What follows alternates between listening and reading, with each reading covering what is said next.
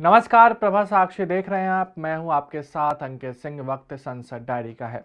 संसद में आज भी विपक्ष का जबरदस्त तरीके से हंगामा जारी रहा। विपक्ष की ओर से लगातार तवांग मुद्दे पर चर्चा की मांग की जा रही है।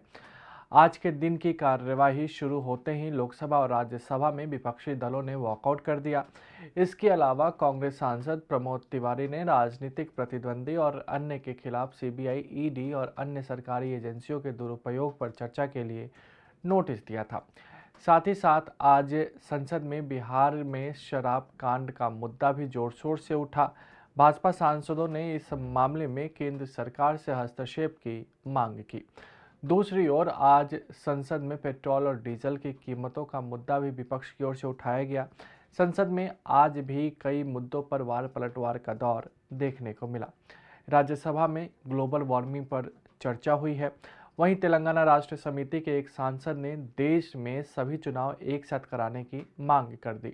नागर विमानन मंत्री ज्योतिरादित्य सिंधिया ने बृहस्पतिवार को कहा कि दशकों बाद जम्मू कश्मीर में अमन चैन का माहौल लौटा है और प्रधानमंत्री नरेंद्र मोदी के नेतृत्व में सरकार इस क्षेत्र में पर्यटन, संपर्क सहित आर्थिक विकास के लिए प्रतिबद्धता के साथ काम कर रही है। देश में वर्ष 2017 से 2021 के बीच दहेज की वजह से मौत के लगभग हर दिन करीब 20 मामलों की सूचना मिली और उत्तर प्रदेश में इस दिन दहेज में सर्वाधिक 6 मौत की खबर है। केंद्रीय गृह राज्य मंत्री अजय कुमार मिश्रा ने राज्यसभा को एक प्रश्न के लिखित उत्तर में बताया कि देश में 2017 से 2021 के बीच दहेज की वजह से मौत के 35,493 मामलों का पता चला है। केंद्रीय पेट्रोलियम मंत्री हरदीप पुरी ने बृहस्पतिवार को लोकसभा में कहा कि भारत में पेट्रोल और डीजल की कीमतें वैश्विक स्तर के दाम के मुकाबले कम है तथा विपक्षी सदस्यों को अपनी पार्टियों के शासन वाले प्रदेशों में वैट कम करवाना चाहिए ताकि कीमतें कम हो सके। लोकसभा में बृहस्पतिवार को बिहार जहरीली शराब कांड का उल्लेख करते हुए भारतीय जनता पार्टी के कुछ सदस्यों ने केंद्र से राज्य की कानून व्यवस्था पर ध्यान देने के लिए हस्तक्षेप की मांग की और केंद्रीय दल भेजकर रिपोर्ट मांगने का अनुरोध भी किया। भाजपा के संजय जायसवाल ने शून्यकाल में इस मुद्दे को उठाते हुए आरोप लगाया कि बिहार में जहरीली शराब की बिक्री और इससे लोगों की मौत राज्य सरकार द्वारा प्रायोजित है।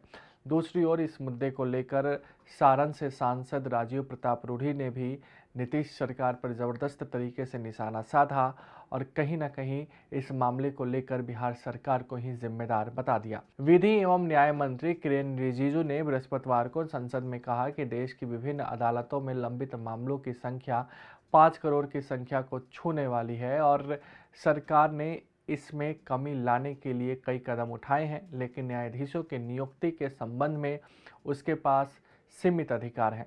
सरकार ने बृहस्पतिवार को संसद में आश्वासन दिया है कि देश के परमाणु संयंत्र साइबर हमले सहित विभिन्न खतरों से सुरक्षित है और ऐसे संयंत्रों से निकलने वाले कचरे के निस्तारण में मानक परिचालन प्रक्रिया का पालन किया जाता है। परमाणु ऊर्जा मंत्री जितेंद्र सिंह ने इस बात की जानकारी दी। सरकार ने ओडिशा में कटक की बाली यात्रा को राष्ट्रीय समुद्री विरासत महोत्सव का दर्जा दिए जाने से बृहस्पतिवार को इनकार करते हुए कहा कि ऐसी कोई योजना नहीं है।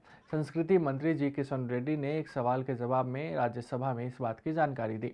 सरकार ने बृहस्पतिवार को बताया कि खेलो इंडिया योजना के तहत 2841 खिलाड़ियों को तथा खेलों को बढ़ावा देने वाली अन्य योजनाओं के तहत 8,968 खिलाड़ियों को सहायता प्रदान की गई है।